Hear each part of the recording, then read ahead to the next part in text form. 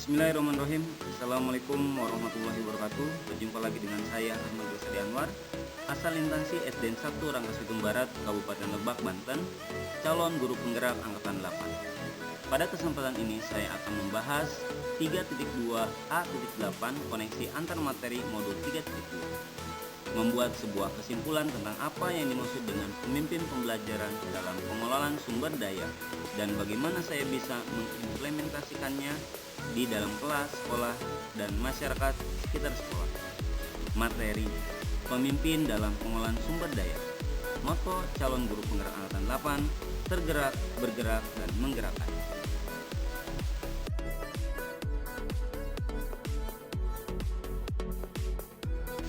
Pada pendidikan guru penggerak angkatan 8, saya dibimbing oleh fasilitator Ibu Rita Wahyuningsih SPD MPD dan pengajar praktek Ibu Nani Sumarni SPD. Beliau selalu memberikan semangat dan motivasi untuk terus mengembangkan potensi menjadi seorang guru penggerak yang hebat.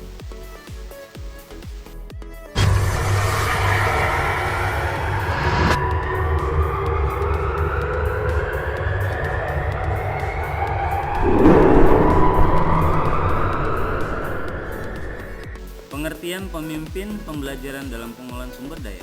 Pemimpin pembelajaran dalam pengelolaan sumber daya merupakan pemanfaatan pada aset-aset sekolah yang dimiliki dan dikelola dengan baik oleh seorang pemimpin pembelajaran sebagai sebuah kekuatan potensi sekolah sesuai dengan kodrat alam dan kodrat nyaman. Bagaimana kita bisa mengimplementasikan di dalam kelas, sekolah, dan masyarakat sekitar sekolah? Sumber daya sebagai suatu komunitas sekolah adalah suatu kesatuan yang tidak bisa berdiri sendiri. Dalam pengelolaan sumber daya oleh pemimpin pembelajaran dalam pemanfaatan pada aset-aset sekolah yang dimiliki dikelola dengan baik oleh seorang pemimpin pembelajaran.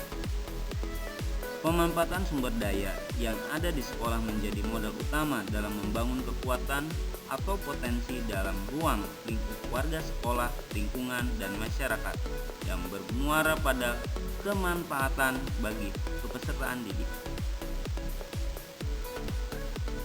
Guru penggerak harus bisa memanfaatkan sumber daya dengan baik dan optimal.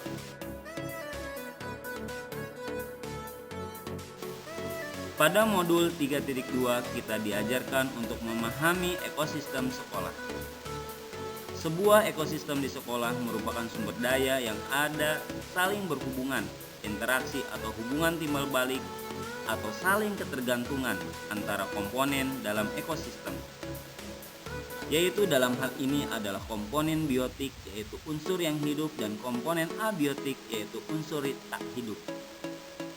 Dalam sebuah lingkungan, faktor biotik, unsur yang hidup, dan abiotik, unsur tidak hidup, ini saling berinteraksi satu sama lainnya sehingga mampu menciptakan hubungan yang serasi dan harmonis. Dalam ekosistem sekolah, faktor-faktor biotik akan saling mempengaruhi dan membutuhkan keterlibatan aktif satu sama lainnya, seperti hubungan antara murid, kepala sekolah, guru, staf atau tenaga kependidikan, pengawas sekolah, orang tua, dan masyarakat sekitar sekolah. Sedangkan faktor abiotik yang juga berperan aktif dalam menunjang keberhasilan proses pembelajaran diantaranya adalah keuangan dan sarana prasarana termasuk media pembelajaran dan teknologi informasi dan komunikasi.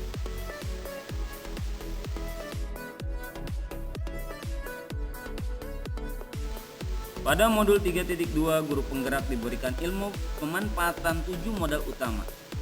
7 modal aset utama, kekuatan atau potensi sumber daya yang ada di sekolah sebagai pemimpin pembelajaran harus dapat mengimplementasikan kekuatan tersebut melalui konsep 7 modal utama yang terdapat di sekolah, yakni modal manusia, modal fisik, modal sosial, modal finansial, modal politik, modal lingkungan atau alam, dan modal alam dan budaya.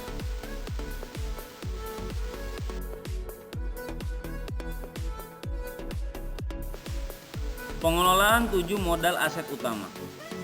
Pengelolaan 7 modal utama oleh sebagai aset atau kekurangan sekolah. Pemimpin pembelajaran juga harus dapat memanfaatkan pendekatan berpikir dalam pengelolaan aset.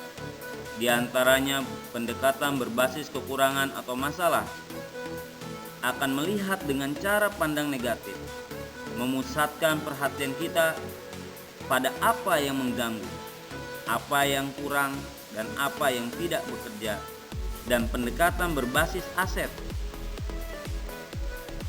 di mana pendekatan berbasis aset adalah memusatkan pikiran pada kekuatan positif, pada apa yang bekerja, yang menjadi inspirasi, yang menjadi kekuatan ataupun potensi yang positif. Bagaimana hubungan pengelolaan sumber daya yang tepat akan membantu proses pembelajaran murid menjadi lebih berkualitas.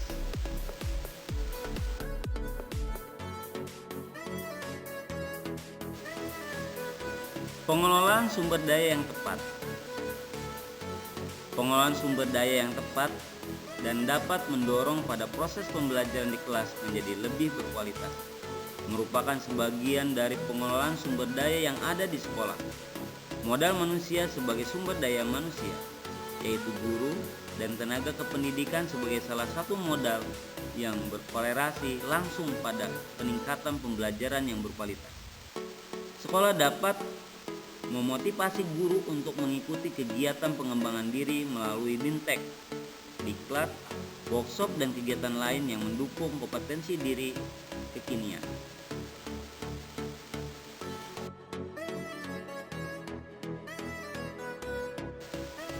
Pengelolaan sumber daya yang tepat. Pengelolaan modal lingkungan dipadu dengan modal fisik akan berkorelasi dengan peningkatan pembelajaran murid. Lingkungan sekolah yang kondusif dari segi sosial maupun politik akan menciptakan pembelajaran yang nyaman, menyenangkan, dan berpihak pada murid. Sumber daya ini sebagai aset sekolah dapat digunakan untuk meningkatkan kualitas pembelajaran.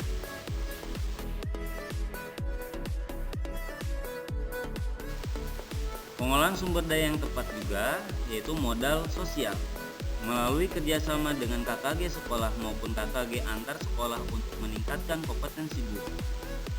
Kerjasama dengan puskesmas untuk meningkatkan mutu kesehatan di sekolah. Modal fisik adalah membangun dan sarana prasarana yang dapat dimanfaatkan sesuai dengan bentuk dan pemanfaatannya. Misalnya gedung utama, sarana prasarana pendukung di sekolah. Modal lingkungan alam yang ada di sekitar sekolah adalah sumber daya menciptakan pembelajaran yang menyenangkan, seperti memanfaatkan lingkungan menjadi area apotek hidup, greenhouse, dan tempat sumber pembelajaran tentang obat dan pemanfaatannya.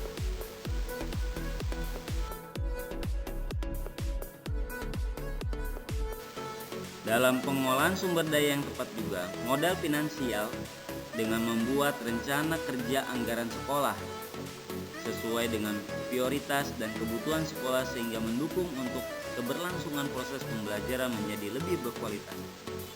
Modal politik merupakan kerjasama atau kemitraan dengan instansi atau dinas terkait dengan di bidang pemerintah daerah untuk mendukung program-program sekolah.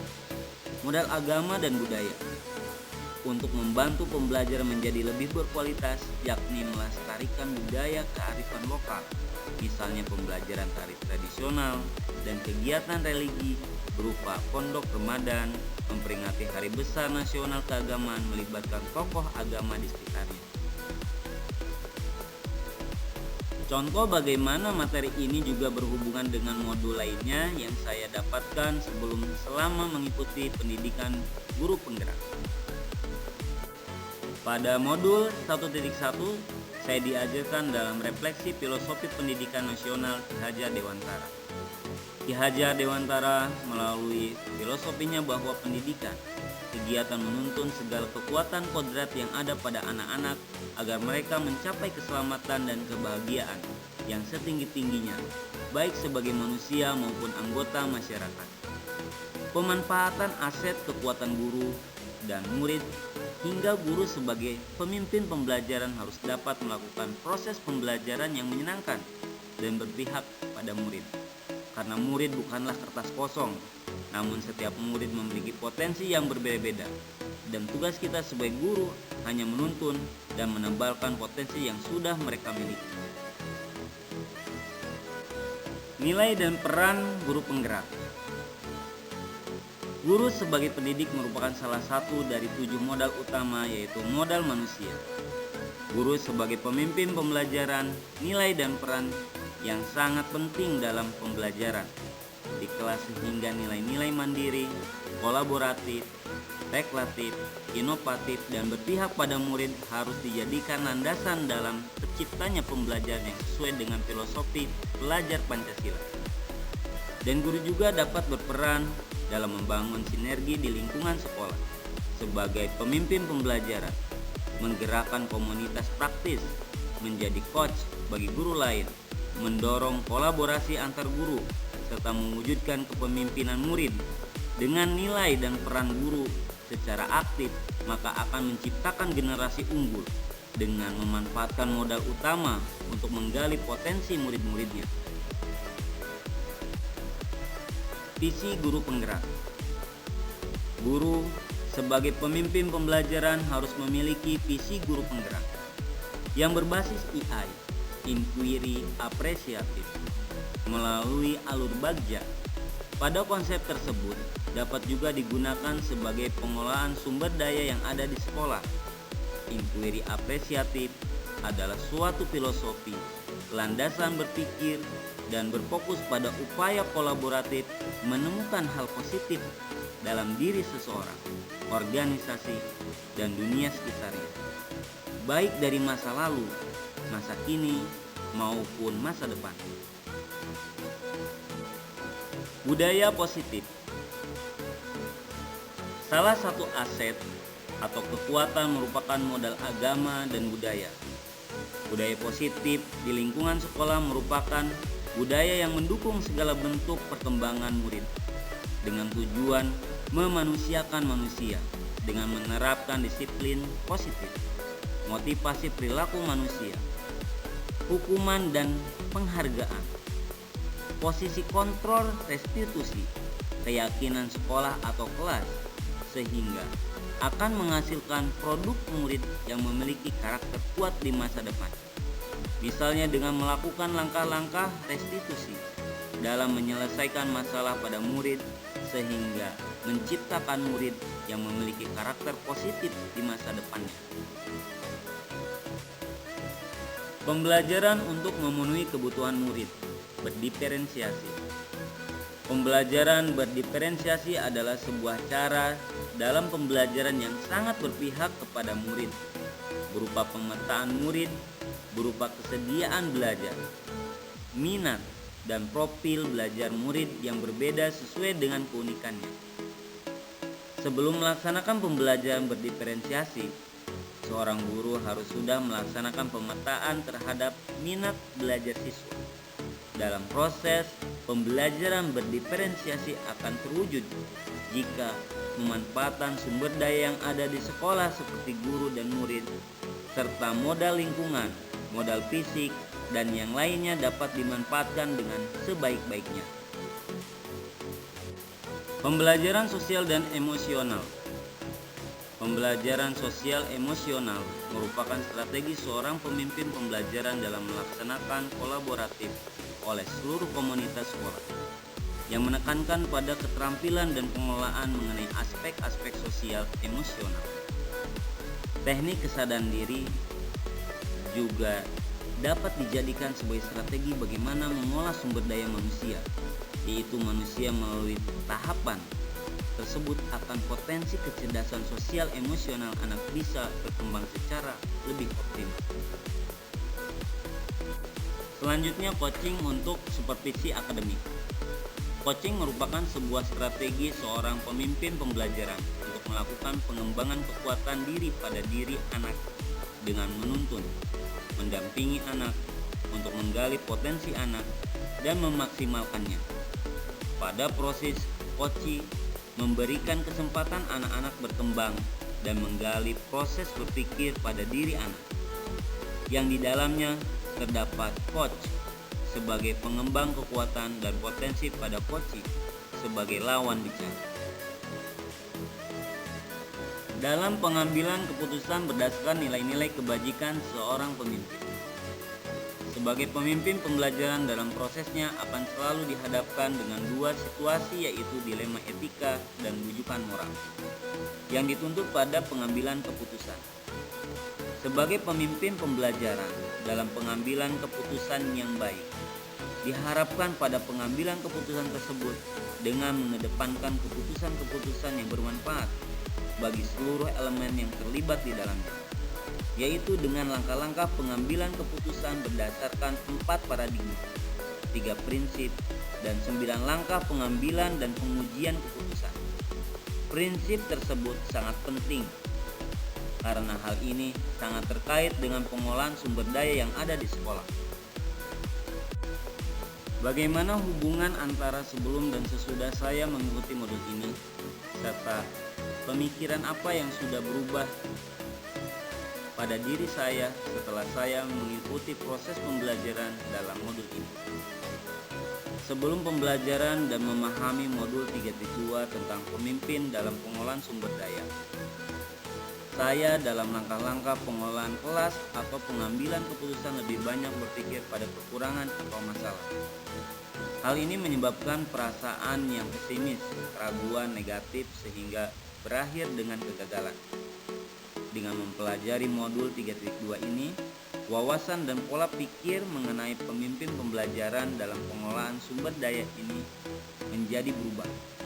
Ternyata, seorang pemimpin harusnya selalu mengedepankan pola pikir berbasis kekuatan atau aset yang dimiliki, sehingga hal ini membuat kita akan berpikir positif dan optimis dengan memanfaatkan dan memperdayakan sumber daya atau aset yang ada di sekolah dan di lingkungan sekitar lebih optimal lagi.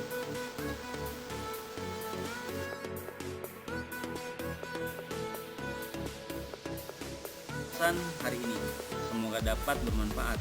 Terima kasih. Wassalamualaikum warahmatullahi wabarakatuh. Calon guru penggerak angkatan 8, tergerak, bergerak, dan menggerakkan.